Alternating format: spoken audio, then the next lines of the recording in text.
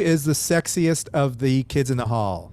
Which one of the kids is the sexiest for you? Well, I shouldn't play favorites, Dave.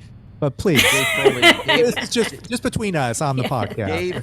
Yeah, I won't say any. I won't like. I don't want to say any one of them, but Dave Foley for sure. It's Dave is the prettiest man. See, that's I mean that's Dave the is the typical prettiest one. man I know. Dave is one of the prettiest men I know. Dave in a red-haired wig any day of the week, just absolutely. He's just yeah. I just he's always been the best dressed as a woman. Like he's like just, there's no argument there. I mean, I'm sure there is an argument, but that's okay. It's like Beatles and Stones, right? The best woman though, I think, is Scott Thompson, because Scott doesn't just play drag. Scott plays when he plays his mother character, Fran, it's that's Fran. That's not Scott Thompson. That's Fran. Oh, is that right? Scott is a great actor.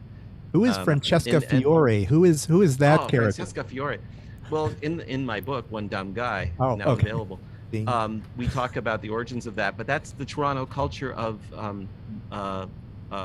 foreign cinema. There was so many second run and art house theaters in Toronto that everyone in the Kids in the Hall, and also people like me who are in that orbit, we just saw tons of foreign films.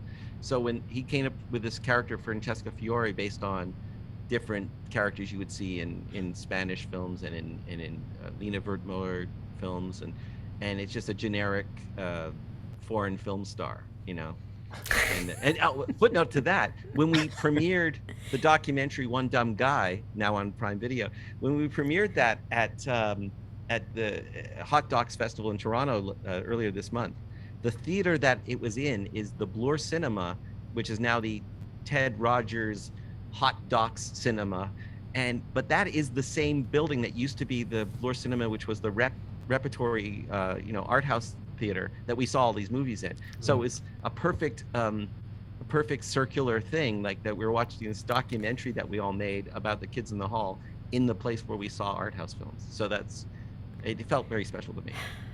And interview in the club. You had a lot of closure, a lot of circles. I visited the Rivoli, actually. I went back to the Rivoli and I stood outside. If you look at my Instagram, there's a picture of me standing in front of the Rivoli, and I just said pilgrimage. So